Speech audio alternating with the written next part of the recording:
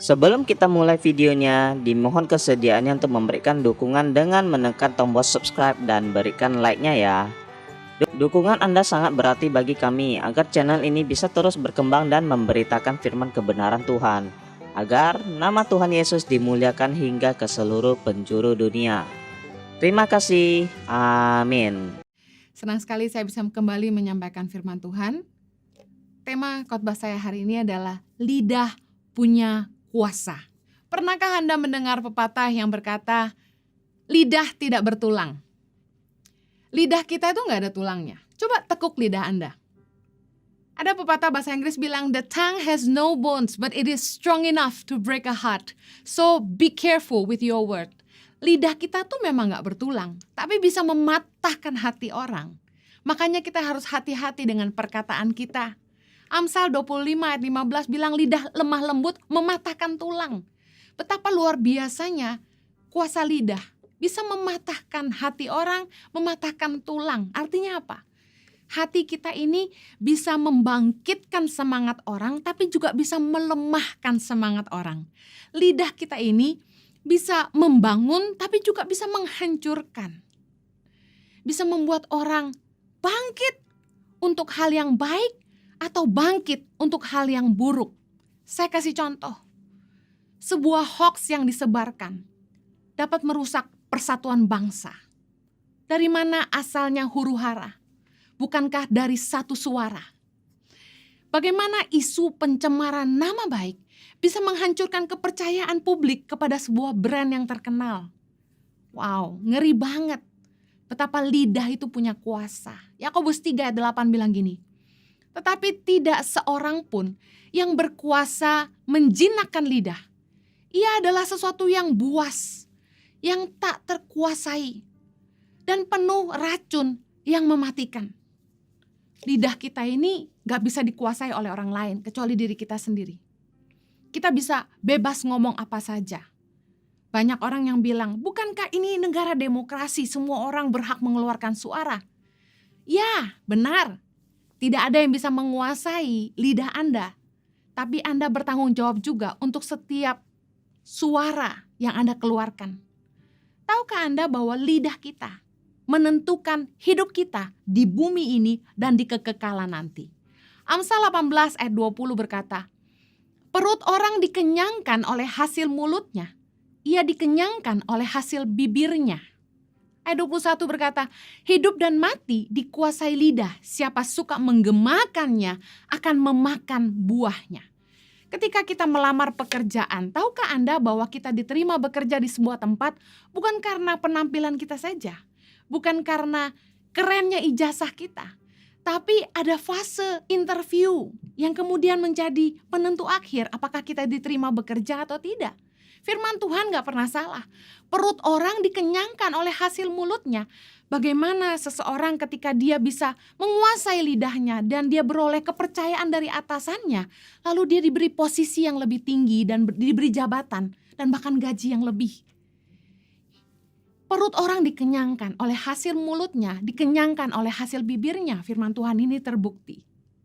Kalau kita gak bisa menjaga confidentiality sebuah perusahaan di mana kita bekerja, kita akan mendapat kecaman, bahkan tuntutan tindak kriminal karena tidak menjaga kerahasiaan perusahaan yang dilindungi oleh undang-undang.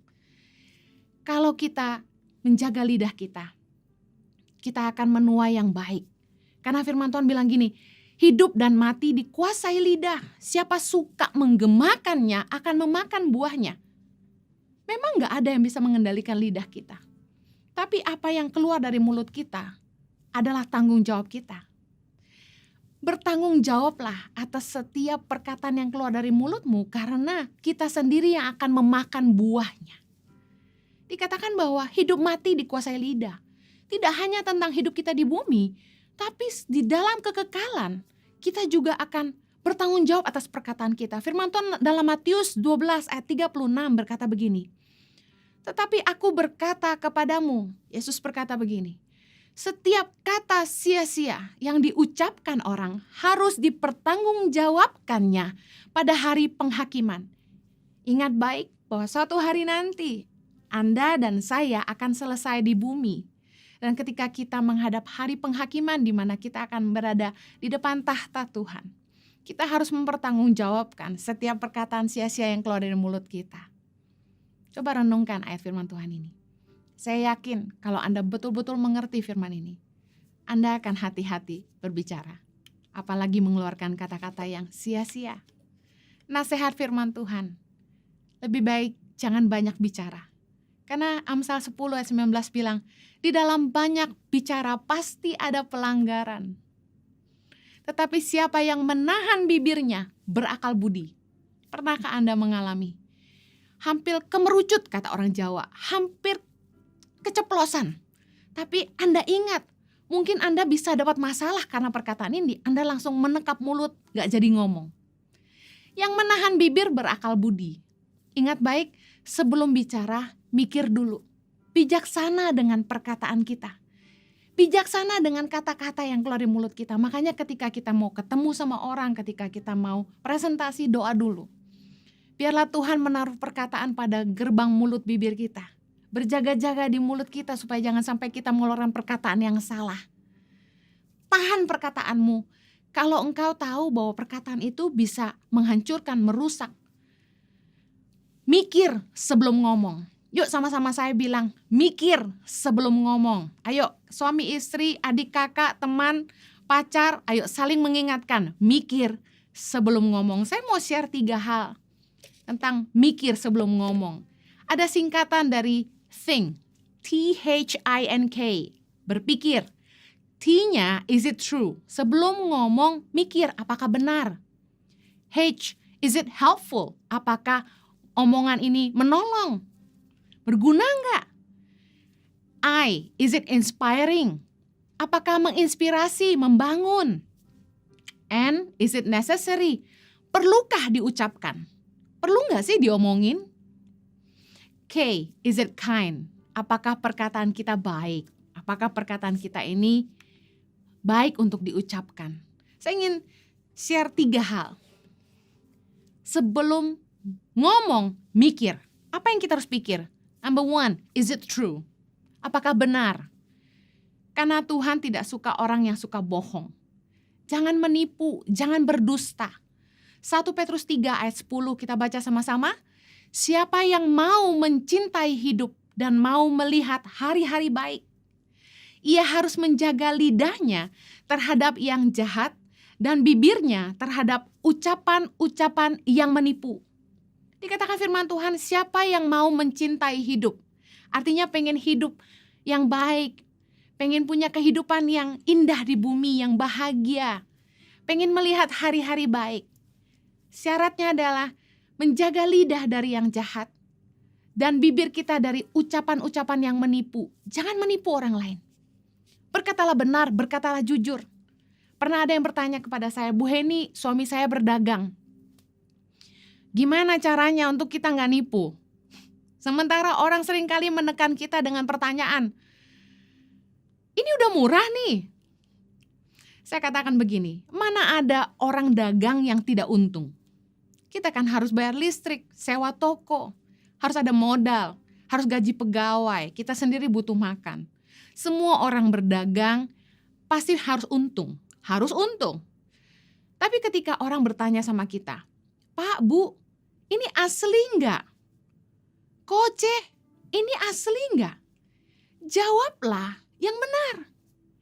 Jangan sampai kita nipu orang. Barang palsu kita bilang asli. Apalagi kalau sampai orang itu punya duit pas-pasan. Kalau banyak uang bisa beli lagi. Kalau uangnya cuma segitunya lalu kita tipu. Kasihan kan? Dagang harus punya hati nurani yang bersih. Slogan bisnis selalu berkata, how can I help you? Apa yang saya bisa bantu? Apa benar Anda dagang nolong orang? Apa benar Anda berbisnis untuk menjadi berkat? Nggak usah nipu. Terus terang aja jawab yang jujur. Orang juga tahu Anda pasti mau untung. 2 dari 7 hal-hal yang dibenci Tuhan adalah tentang lidah. Amsal 6 ayat 16-18 kita baca sama-sama. 6 perkara ini yang dibenci Tuhan. Bahkan 7 perkara yang menjadi kekejian bagi hatinya. mata sombong, lidah dusta, tangan yang menumpahkan darah orang yang tidak bersalah, hati yang membuat rencana-rencana yang jahat, kaki yang segera lari menuju kejahatan, seorang saksi dusta yang menyembur-nyemburkan kebohongan, dan yang menimbulkan pertengkaran saudara. Bayangkan, bahkan efek dari omongan itu masuk ke dalam poin ke-7 dalam 7 hal yang dibenci Tuhan. Jadi kekejian bagi hatinya, yaitu lidah dusta. Seorang saksi dusta yang menyemburkan kebohongan. Yang ketiga, yang menimbulkan pertengkaran saudara.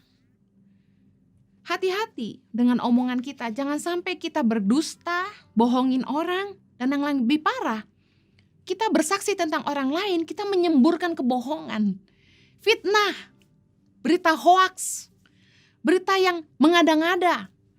Kadang-kadang ajaib memang beberapa orang bisa bikin sesuatu yang tidak ada jadi ada. Oh, kalau itu hal yang baik luar biasa. Tapi ini berita bohong, hoaks. Kita nggak ngomong aja bisa dibilang ngomong. Luar biasa. Dengar baik. Tuhan itu benci orang yang suka bohong. Dusta itu kebencian bagi Tuhan. Saksi dusta merupakan kebencian bagi Tuhan. Dan ada hal lagi yang menjadi kekejian bagi hatinya, yaitu kalau kebohongan kita, kesaksian kita yang bohong itu membuat pertengkaran, menimbulkan pertengkaran saudara. Jangan pernah merusak hubungan dengan perkataan. Jangan sampai karena kebohongan kita merusak hubungan orang, apalagi hubungan saudara. Biasanya kakak adik kalau sudah nikah, ipar sama ipar harus hati-hati. Jangan sampai ipar dengan ipar merusak hubungan saudara. Kakak dan adik jadi rusak. Satu kali ada orang yang memfitnah saya dan merusak hubungan saya dengan keluarga kakak ipar saya. Saya karena yakin bahwa saya tidak mengatakan apa yang orang itu katakan, saya tetap baik dengan keluarga kakak ipar saya. Sampai akhirnya saya sempat melewati masa-masa gak enak dengan mereka. Karena tentu pandangan mereka sudah buruk gara-gara omongan ini. Pandangan mereka pasti buruk terhadap saya. Tapi saya tetap menunjukkan itikat baik. Karena saya yakin saya tidak ada omong seperti itu. Hati-hati, jangan sampai kita mengeluarkan dusta, saksi dusta, fitnah yang merusak hubungan orang, apalagi saudara. Hubungan rumah tangga.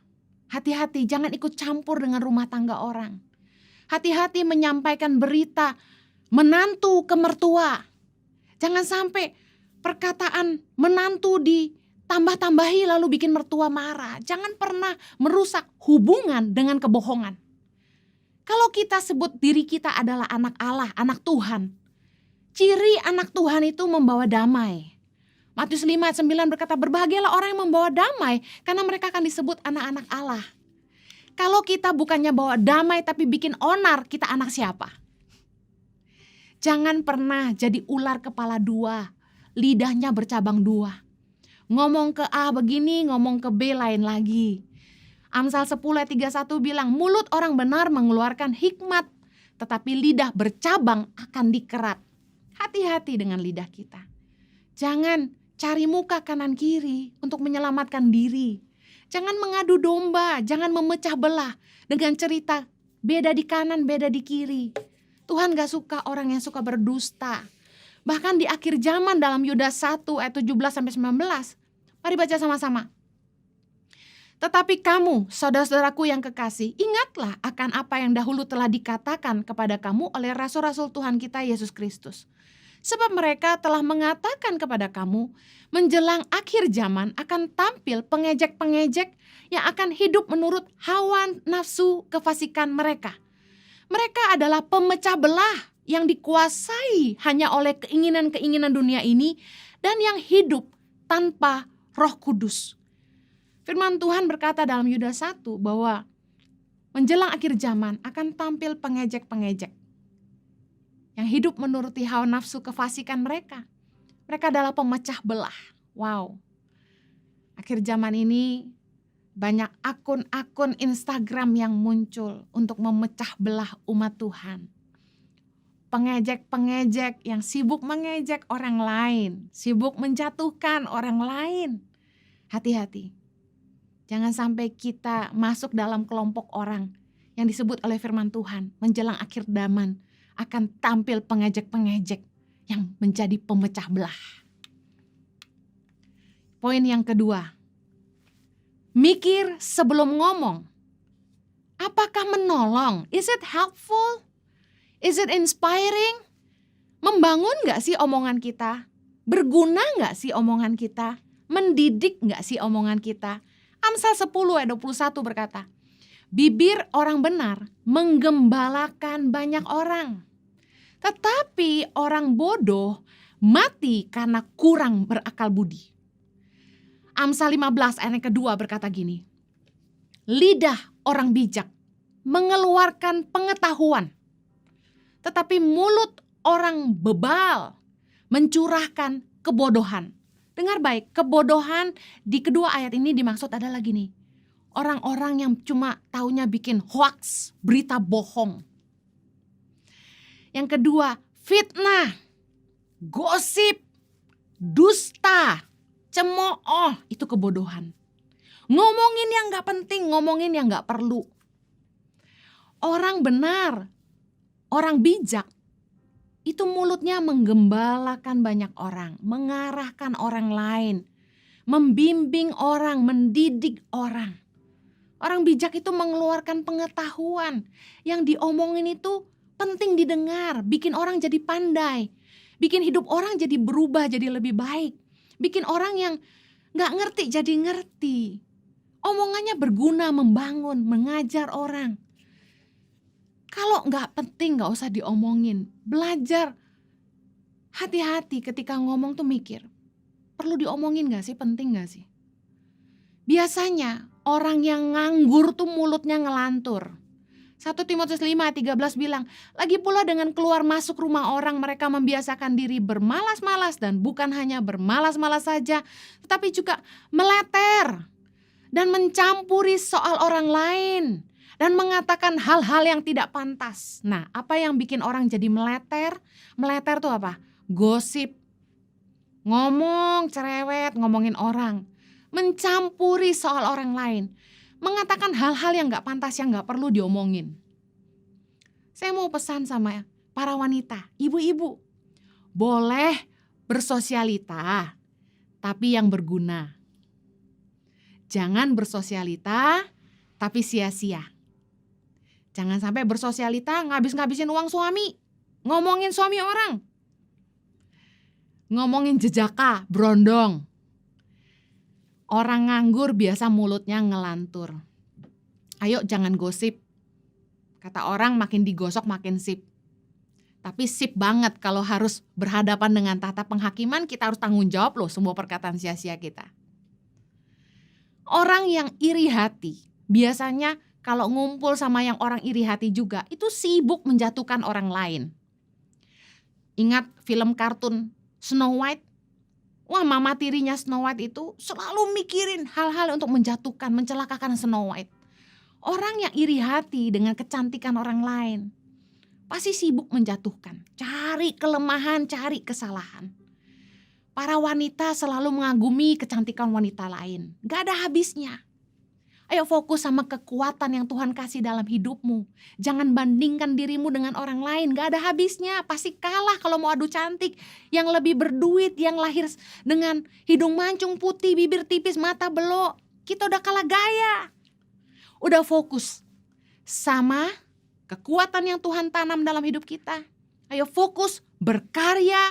Pastikan hidup kita berguna. Kita mati juga gak sia-sia. Tukang fitnah dan tukang pencemooh itu penyebab pertengkaran. Seringkali damai-damai, tenang-tenang, malah jadi ribut gara-gara ada tukang fitnah dan tukang pencemooh. Ayo belajar, jangan suka mencemooh. Mencemooh tuh gini, ngomongin orang, ngejatuhin orang, negatif tentang orang. Fitnah, bikin berita bohong. Amsal 22 ayat 10 bilang gini, Usirlah si pencemooh, maka lenyaplah pertengkaran dan akan berhentilah perbantahan dan cemooh. Bayangin, kalau ribut-ribut cari pencemoohnya. Biang keroknya siapa? Usir, kata firman Tuhan. Begitu dia pergi, tenang lagi. Amsal 26 ayat 20. Bila kayu habis, padamlah api. Bila pemfitnah tak ada, redalah pertengkaran. Bayangin, kalau ada pemfitnah, itu bikin orang ribut. Pemfitnah gak ada, pasti gak ada pertengkaran. Seperti api kalau gak ada kayu pasti padam. Tahukah Anda, lidah punya kuasa. Tidak hanya menghancurkan, tapi bisa membangun. Tidak hanya melemahkan, tapi bisa menguatkan. Kata-kata kita itu bisa membunuh, tapi juga bisa menyembuhkan. Amsal 12 ayat 18. Ada orang yang lancang mulutnya seperti tikaman pedang, tetapi lidah orang bijak mendatangkan kesembuhan. Tahukah Anda bahwa orang yang perkataannya menyenangkan, pasti membuat orang-orang di sekitarnya bahagia, apalagi keluarganya. Menyenangkan banget dekat dengan orang yang positif, yang perkataannya manis, selalu bikin semangat.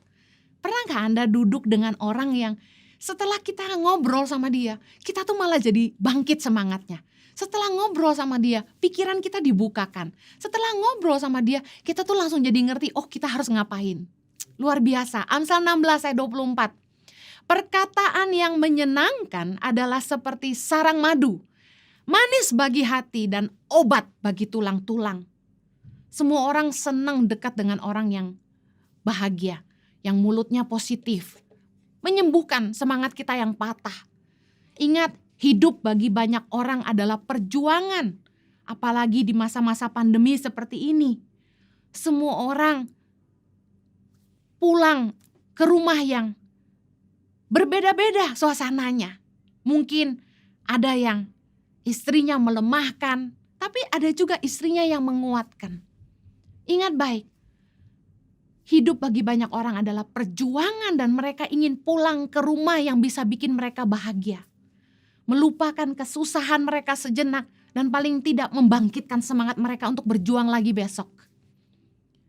Pakai kata-katamu untuk menyembuhkan. Pakai kata-katamu untuk memberi semangat kepada orang-orang yang butuh pengharapan. Amsal 12 ayat 25. Kekhawatiran dalam hati membungkukkan orang, tapi perkataan yang baik menggembirakan dia. Bukankah banyak orang yang khawatir hari-hari ini? Besok mau gimana? Ke depan gimana ya? Ayo, jangan malah melemahkan orang. Pakai perkataan yang baik menggembirakan dia. Kalau Anda ketemu dengan jomblo, jangan tanya, kapan nikah? Kapan kawin? Kok gak laku-laku sih? Itu sangat melemahkan. Mereka aja udah khawatir ngitung umur, ngitung hari. Harusnya ketika ketemu, Anda bikin mereka semangat. Perkataan yang baik, menggembirakan. Bilang gini, besok kamu pasti ketemu jodoh. Besok Tuhan pasti kirim pangeran yang baik buat kamu. Besok kamu pasti ketemu istri yang baik. Lemparkan perkataan yang baik, bikin orang semangat. Jangan bolak-balik nanya kapan nikah. Emang Anda mau bayarin kalau dia pesta? Yang terakhir, mikir sebelum ngomong. Is it kind? Apakah perkataan Anda baik? Amsal 15 ayat 1.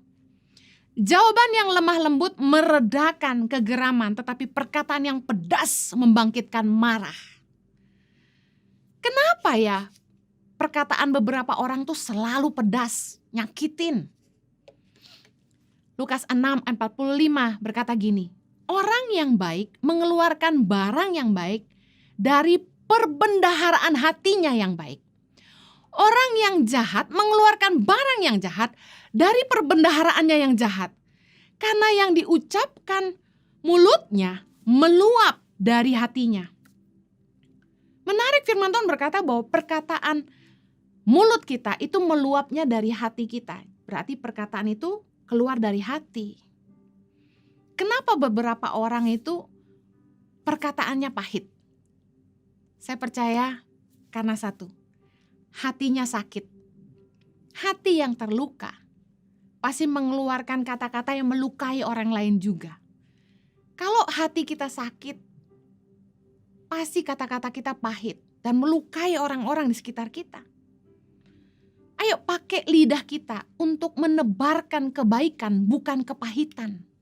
Karena orang yang pahit akan bikin orang-orang lain pahit juga. Jangan menebar pahit di hati orang lain. Orang pahit itu bikin rusuh. Ibrani 12 ayat 15 berkata, jagalah supaya jangan ada seorang pun menjauhkan diri dari kasih karunia Allah, agar jangan tumbuh akar yang pahit, yang menimbulkan kerusuhan dan yang mencemarkan banyak orang. Nah, biasanya kalau orang hatinya pahit, tukang bikin rusuh, ngomong sana sini, jelekin kanan kiri, mencemarkan banyak orang. Orang yang pahit cenderung melukai orang lain dengan perkataannya. Ciri orang yang hatinya terluka itu pasti komentarnya selalu negatif. Kita udah bikin hal yang baik pun selalu dia lihatnya tidak baik. Omongannya selalu gak baik, seberapa baik pun yang kita lakukan. Nah, kalau kita punya anggota keluarga yang seperti ini, jangan malah kita benci. Kuncinya satu, hatinya harus sembuh. Mari banjiri dia dengan kasih sayang. Mari kasihi dia terus, sehingga dia sembuh. Ajak dia untuk mengampuni orang yang pernah melukai hatinya di masa yang lalu. Ajak untuk berdoa dan berdamai dengan diri sendiri. Kalau kita ketemu dengan orang-orang yang mulutnya pahit karena hatinya sakit, jangan malah kita benci sama mereka. Harusnya kita rangkul mereka. Hujani mereka dengan kasih sayang. Kalau kita nggak sembuh, orang yang sakit hati nggak mau sembuh, kita akan mengorbankan banyak hubungan. Kalau kita nggak mau melepaskan pengampunan dan membebaskan diri kita sendiri dari kepahitan, kita malah akan mengorbankan banyak hubungan ke depan karena perkataan kita yang selalu menyakitkan orang lain. Kita nggak akan benar-benar pulih sampai kita betul-betul mau mengampuni. Kita tidak akan pulih sampai kita benar-benar mau mengampuni. Saya ingin tutup dengan ini, dengan perkataan yang baik. Jangan menghina orang lain, jangan merendahkan orang lain. Kalau kita ngomong, hati-hati jangan sampai membuat gambar diri orang lain rusak. Amsal 26 ayat 18. Seperti orang gila menembakkan panah api, panah dan maut. Demikianlah orang yang memperdaya sesamanya dan berkata, aku hanya bersenda gurau.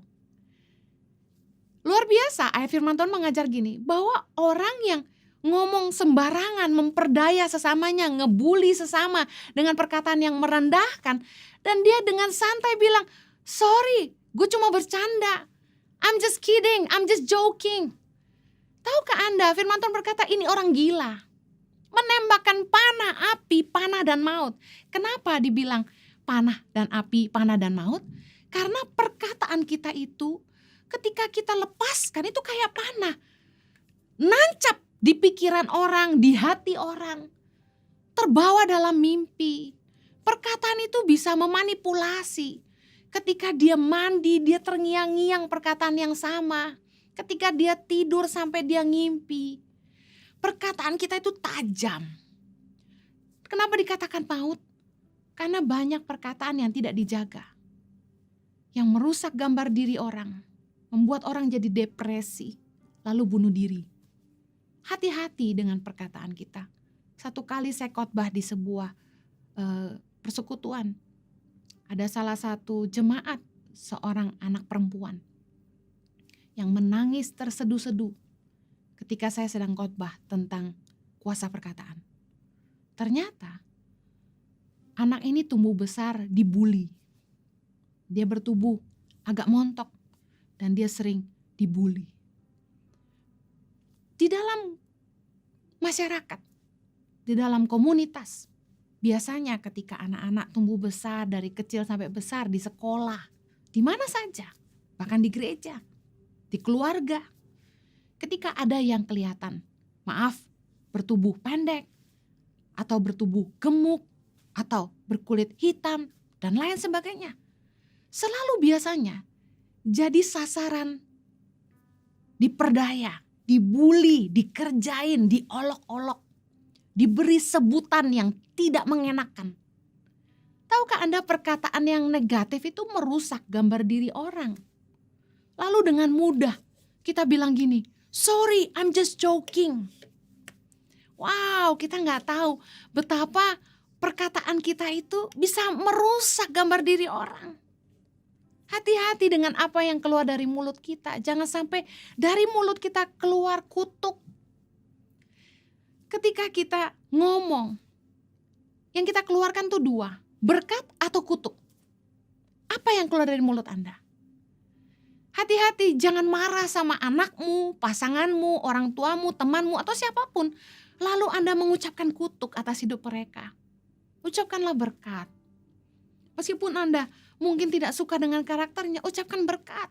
Justru kalau Anda punya pasangan yang kurang sabar, Anda harus bilang begini, suamiku sabar. Kalau Anda punya istri yang cerewet, Anda bilang gini, oh istriku lemah lembut. Berkati pasanganmu. Kalau ada anakmu yang agak lincah, jangan teriaki, hei anak nakal. Tapi ucapkan berkat dan katakan begini, anak baik gak boleh nakal.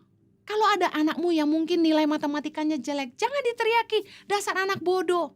Tapi malah bilang gini, anak pintar harus rajin belajar. Hati-hati mengeluarkan perkataan. Perkataan kita adalah doa. Berkat atau kutuk yang keluar dari mulut kita. Yakobus 3:9 bilang gini, dengan lidah kita memuji Tuhan Bapa kita. Dan dengan lidah kita mengutuk manusia yang diciptakan menurut rupa Allah. Dari mulut yang satu keluar berkat dan kutuk. Hal ini saudaraku tidak boleh terjadi demikian.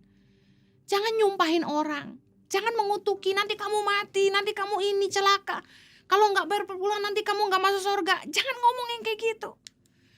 Keluarkan perkataan yang baik. Firman Tuhan itu disebut the good news. Harusnya yang kita bicarakan kalau firman itu pasti hal yang baik. Jangan bicara kotor. Efesus 4 ayat 29.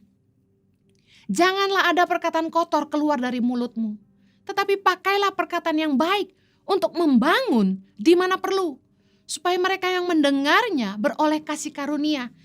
Jangan suka alasan, gue lagi emosi, gue lagi marah. Lalu kita teriakin orang, cicak, kelelawar, laba-laba, semut. Hati-hati jangan mengeluarkan perkataan kotor dari mulut kita. Pastikan perkataan kita itu membangun. Perkataan kita itu baik. Is it kind? Jangan menghakimi orang. Ingat Matius 7 ayat 2 berkata begini. Karena dengan penghakiman yang kamu pakai untuk menghakimi, kamu akan dihakimi. Dan ukuran yang kamu pakai untuk mengukur akan diukurkan kepadamu. Hati-hati sekali menghakimi orang. Hei kamu jelek. Hei kok kamu cerai sih? Hati-hati. Apa yang kita ucapkan akan diukurkan kepada kita. Hati-hati. Jangan saling menghakimi. Firman Tuhan berkata dalam Yakobus 1 ayat 26. Jikalau ada seorang menganggap dirinya beribadah tetapi tidak mengekang lidahnya, ia menipu dirinya sendiri. Maka sia-sialah ibadahnya. Jangan sampai ibadah kita sia-sia hanya karena kita tidak menjaga lidah. Mungkin kita merasa kita cukup rohani, kita tahu firman banyak, tapi dengar baik. Sekalipun kita ngerti kebenaran, kita gak punya hak untuk menghakimi orang. Jangan sampai ibadah kita sia-sia. Jangan sampai taburan kita sia-sia. Hanya karena kita tidak menjaga lidah. Orang yang beribadah itu bisa mengekang lidahnya. Saya berdoa agar Anda diberikan kemampuan oleh Tuhan untuk menguasai lidah. Karena lidah punya kuasa menentukan hidup kita dan masa depan kita. Mari pakai lidah kita untuk memberkati dan bukan mengutuk. Mari jadi saksi Tuhan dimanapun kita berada. Mari kita berdoa. Kiranya anugerah Tuhan memampukan kami untuk memahami firman-Mu, sehingga kami bisa melakukannya. Berikan kasih karunia-Mu Tuhan. Berjaga-jagalah pada gerbang mulut kami, supaya kami tidak mengeluarkan perkataan yang tidak baik, perkataan yang tidak membangun, perkataan yang sia-sia. Tapi biar kiranya Tuhan selalu mengingatkan kami Tuhan, untuk menjaga perkataan kami, supaya kami boleh jadi berkat bagi semua orang dengan mulut kami. Demi nama Yesus kami berdoa. Amen.